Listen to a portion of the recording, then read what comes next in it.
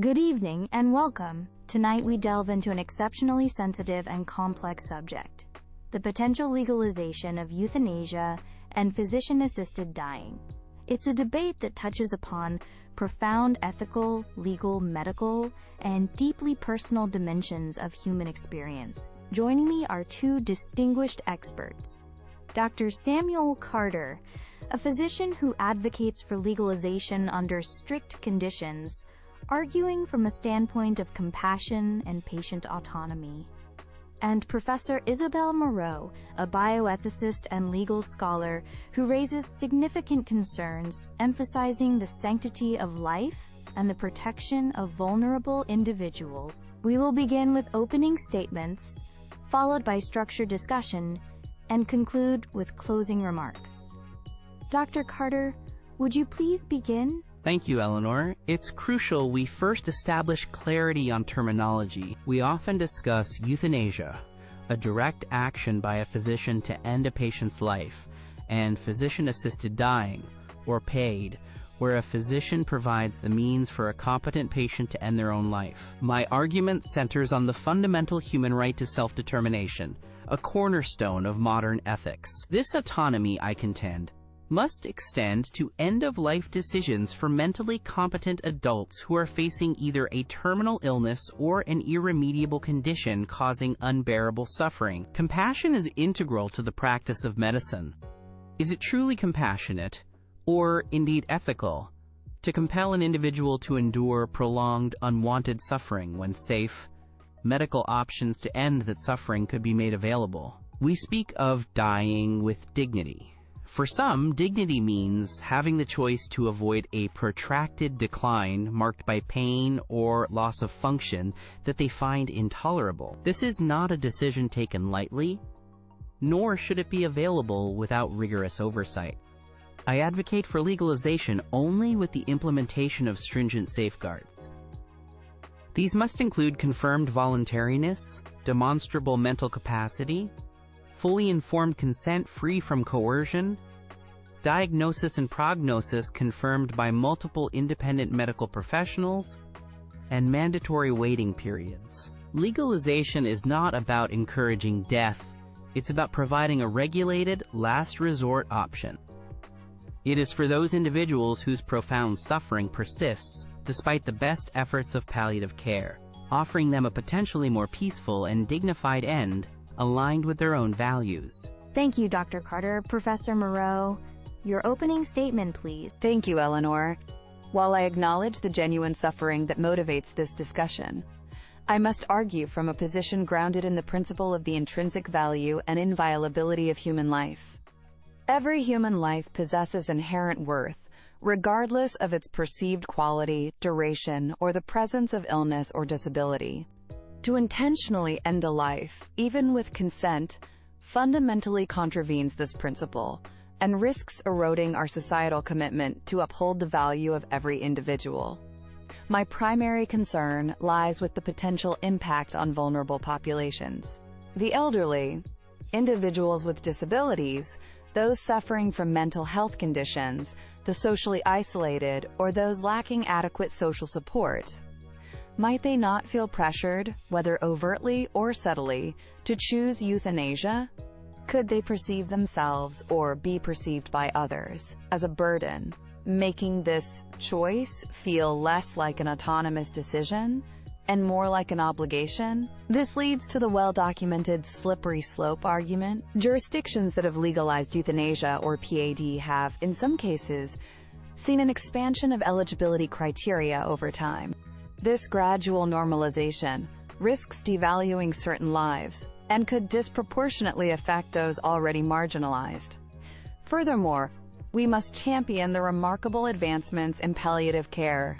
High-quality palliative and hospice care can effectively manage physical pain and other symptoms, address psychological and existential distress, and affirm the value of life even in its final stages. Our focus should be on ensuring universal access to excellent palliative care, rather than offering death as a solution to suffering.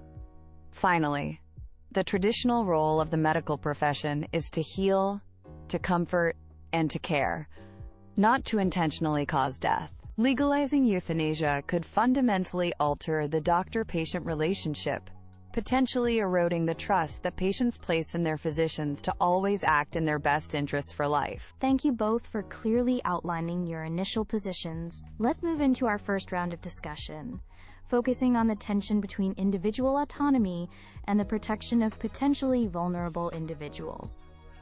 Dr. Carter, Professor Moreau raises critical points about vulnerability and the potential for coercion, however subtle. How can we be sufficiently confident in assessments of mental capacity and voluntariness, particularly when someone is experiencing profound suffering, potential depression, or existential distress which might cloud judgment? That's a valid and crucial question, Eleanor. The assessment protocols must be, and in proposed legislation often are, incredibly robust. This isn't a simple checklist. It involves comprehensive evaluations by multiple trained professionals, often including psychiatrists or psychologists, specifically looking for conditions like treatable depression that could impair judgment. We must differentiate between a clinically depressed state, rendering someone incapable of decision-making, and the rational desire of a competent individual to end irremediable suffering. Furthermore, suffering isn't solely physical pain. It can encompass a profound loss of function, dignity, or the ability to engage in life meaningfully, aspects that palliative care, while vital, cannot always fully resolve. Regarding vulnerability, I'd argue the current unregulated situation where desperate individuals might resort to violent or lonely deaths poses a far greater risk. Legalization with strict safeguards brings the process into the open, allowing for oversight and support. To deny a competent individual this choice, based on hypothetical risks that can be mitigated, is paternalistic. It infantilizes capable adults facing the most profound decisions of their lives. Professor Moreau, your response to Dr. Carter's points on the robustness of assessments and the counter-argument about current risks? While I appreciate the intention behind proposed safeguards, I remain skeptical about their foolproof application in practice. Assessing capacity and voluntariness is inherently complex, especially at the end of life. The desire to die can fluctuate significantly, even day by day. Can we be certain a decision made during a period of intense distress truly reflects a stable, enduring wish? Moreover, coercion isn't always overt. It can manifest as a subtle feeling of being a financial or emotional burden on family or society, a feeling potentially exacerbated by a healthcare system focused on costs. How reliably can assessments detect these nuanced pressures? Legalizing euthanasia sends a powerful societal message that under certain circumstances, some lives are deemed not worth continuing. This message can be internalized, particularly by those who already feel marginalized or devalued. Dr. Carter mentions unbearable suffering. While undeniably real, its definition is profoundly subjective. Could this subjective assessment be influenced by inadequate social support, untreated mental health issues, or a lack of access to comprehensive palliative services? Should we not focus on addressing these factors first? Dr. Carter, Professor Moreau questions the reliability of assessments and the very definition of unbearable suffering, suggesting societal factors play a significant role. Professor Moreau rightly points out the subjectivity of suffering, but that subjectivity is precisely why individual autonomy is paramount. Only the individual experiencing it can truly gauge its unbearableness. Our role is to ensure their assessment is rational and informed, not to substitute our judgment for theirs. Regarding fluctuating desires, that's why mandatory waiting periods and multiple consultations are essential components of any responsible legislation. They allow time for reflection and ensure the wish is persistent. As for subtle coercion, robust psychosocial assessments are designed to explore these very dynamics. Legalization allows us to implement these checks. Prohibition leaves vulnerable people unprotected. But Dr. Carter, aren't those psychosocial assessments still fallible? Can they truly penetrate the complex web of family dynamics, societal pressures, and internalized ableism or ageism that might influence a request? No system involving human judgment is infallible, Professor. But the standard shouldn't be absolute perfection, which is unattainable. The standard should be whether a carefully regulated system offers more protection and respects autonomy more effectively than the current situation of absolute prohibition, which often leads to clandestine, desperate acts or prolonged, unwanted suffering. I believe a system with multiple, independent checks, focused on capacity, voluntariness, and the exploration of alternatives, achieves that balance better than prohibition. Let's move to our second round, focusing on safeguards in practice, the role and limits of palliative care, and broader societal impacts. Professor Moreau, you mentioned concerns about the slippery slope and potential issues in jurisdictions where euthanasia or PAD is legal. Could you elaborate on the evidence supporting these concerns? Certainly. We observe in some jurisdictions, such as Belgium and the Netherlands, an expansion of eligibility criteria beyond terminal illness to include conditions like psychiatric disorders or cumulative age-related complaints. While proponents argue this reflects evolving societal understanding, critics see it as evidence of the slippery slope in action, moving further from the initial last resort justification. There are also documented concerns regarding the consistency of reporting and adherence to protocols in some areas, raising questions about the genuine effectiveness of safeguards in preventing wrongful deaths. This reinforces my belief that our societal priority must be bolstering palliative care. We need significantly increased investment, research, and training to ensure truly comprehensive, universally accessible palliative services that address physical, psychological, social, and spiritual suffering. Legalizing euthanasia could inadvertently disincentivize the development and funding of these crucial life-affirming services. Furthermore, consider the message legalization sends to people living with disabilities or chronic conditions. Does it subtly reinforce harmful societal biases that view such lives as less valuable or inherently burdensome? Dr. Carter, how do you respond to the interpretation of international data and the argument that focusing on palliative care is the more ethical path? The interpretation of data from places like the Benelux countries or Canada is complex and often contentious. While there has been evolution in practice, proponents argued this reflects careful parliamentary and judicial consideration in response to difficult cases, not a reckless slide. Studies from Oregon, for example, which has had PAD for decades, consistently show that the profile of those using the law aligns with the intended group, terminally ill, competent adults, and that safeguards are generally followed. Reporting issues exist in many areas of healthcare. Transparency under a legal framework allows us to identify and address them, unlike in a situation of prohibition. I wholeheartedly agree with Professor Moreau on the vital importance of palliative care. It should be the default, the standard, the universally accessible option. However, we must be honest about its limitations. Even the best palliative care cannot alleviate all forms of suffering for every individual.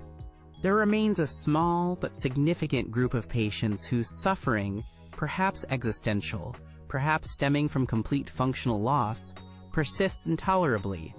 Forcing them to endure this against their expressed competent will is not compassionate. Legalization doesn't replace palliative care. It provides an additional, final option when palliative care reaches its limits for that specific individual. Regarding societal impact, legalization can actually foster DAM's better end-of-life conversations, encouraging advanced care planning, and a greater focus on patient-centered values. But Dr. Carter, isn't there a risk that the mere availability of euthanasia normalizes it as a, quote, treatment option, potentially diverting focus and resources away from improving care and support for living? And can we truly separate the small group you mentioned from those whose suffering might be alleviated if society invested more in accessible housing, social support, or mental health care, rather than offering death? That's a false dichotomy, Professor. We must do both. We must aggressively pursue better social support, mental health care, and palliative care. Simultaneously, we should respect the autonomy of competent individuals facing irremediable suffering now under strict regulation. The evidence from jurisdictions with established laws doesn't show a decline in palliative care. Often, the debate itself stimulates improvements and greater focus on end-of-life issues. Denying a legal option doesn't eliminate the desire for it. It just drives it underground or forces continued suffering. We are nearing the end of our discussion time. I'd like to ask each of you for a brief closing statement, summarizing your core position. Professor Moreau, perhaps you could begin.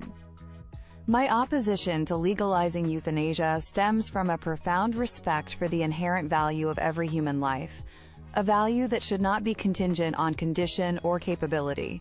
I maintain that the risks to vulnerable individuals, for direct or indirect pressure, and the potential for diagnostic error, are simply too great and potentially irreversible. The slippery slope is not a fallacy but a demonstrable risk in complex ethical terrain. It threatens to erode societal respect for life, particularly for the elderly and disabled. Our primary ethical obligation should be to enhance and ensure universal access to holistic palliative care, affirming life, and providing compassionate support, rather than facilitating death. Legalization represents a dangerous path, one that could fundamentally damage our medical ethics and societal ethos. We should choose care, not killing. Thank you, Professor Moreau. Dr. Carter, your closing statement. My advocacy for the legalization of euthanasia, or physician-assisted dying, is rooted in the principles of individual autonomy and profound compassion. For mentally competent adults facing terminal illness or irremediable conditions causing intolerable suffering, the right to self-determination must include the option of a peaceful, chosen end.